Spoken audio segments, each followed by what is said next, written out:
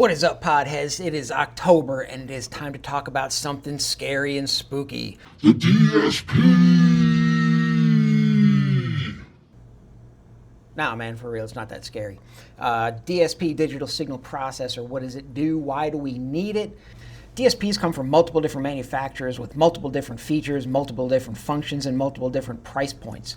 Today we're going to go over a very basic one. This is a DS18 DSP 2.8, 2 in, 8 out DSP. It has Bluetooth functionality and it does a bunch of stuff. But today we're going to go over the very, very basics. We're going to go over crossovers and gain adjustments. Let's get to it. So a DSP in its very basic form is nothing more than an adjustable crossover. You can set high-pass filters in order to limit low-end frequencies going through your speakers, and also set a low-pass filter in order to prevent higher frequencies from going through your speakers.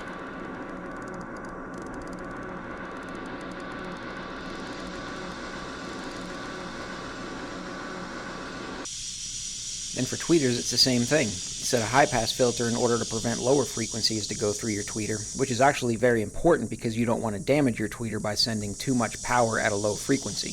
That's how tweeters blow up.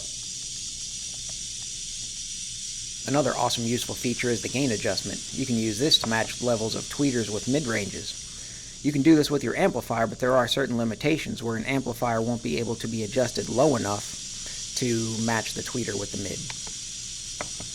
The other basic function is the EQ. This is where a lot of people get scared, but basically all you're doing is adjusting the output of a single frequency in order to balance out, level out, and smooth out any bumps, dips, or otherwise unpleasant things in the frequency response. It's not that hard to do, it just takes a lot of time and patience. And the last basic feature is the polarity. Basically what this is doing is switching the positive and negative wires of the speaker in order to make sure that all the speakers are playing and moving in the same direction at the same time. So now looking at the measurement of the speakers without any crossovers applied, we have this. We have our tweeter and our mid-range. Notice that the tweeter plays much higher than the mid-range does, and also that the mid-range plays the same frequencies that the tweeter does. What we want to do ideally is we want to make sure that the mid-range doesn't play the same frequencies as the tweeter. In order to do this, we set our crossovers. So a crossover of this one, I'm going to set about 4,000 hertz because that's going to give the tweeter, a little bit of volume, as well as limit this high peak in the mid-range, kind of cut it out. So the mid-range frequency response is going to look like this, the tweeter response is going to look like this, and then the end result is going to be a nice flat overall line that's going to make sure that the mid and the tweeter are balanced, and that's going to give you a very nice sounding system. So how do we get there?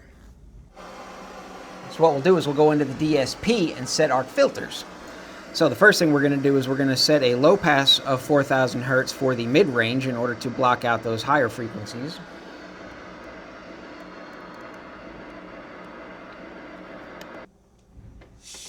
And then for the tweeter, we'll set our high-pass filter to pass only frequencies above 4,000 hertz.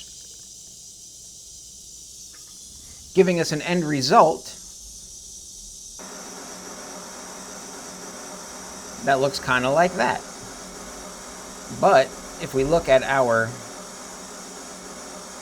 target shape, we notice that the tweeter's a little bit hot. It's playing too loud, so we'll go into the DSP again, set our gain for the tweeter, and we'll drop it down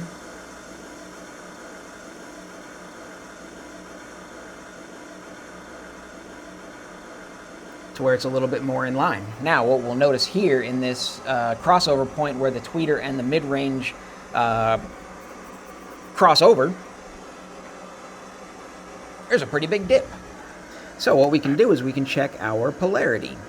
What this is just switching the positive and negative wires on the speaker. So we'll change the polarity of the tweeter.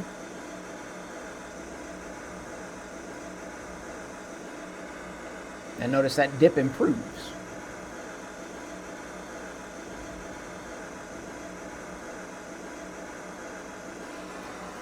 I think overall that's pretty good. It's not ideal because this tweeter doesn't play very much. It has a very high peak right around 7,000, 8,000 hertz and it kind of drops off. But if this is the tweeter you're going to use, this is the way to do it.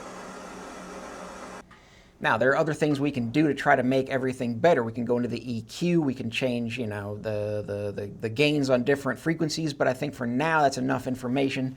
Very basics of DSP, how to use it as a crossover. And yeah, I mean, that's a great way to get started, to get everything leveled out, get everything crossed over correctly, so your stereo sounds as good as it can. Peace.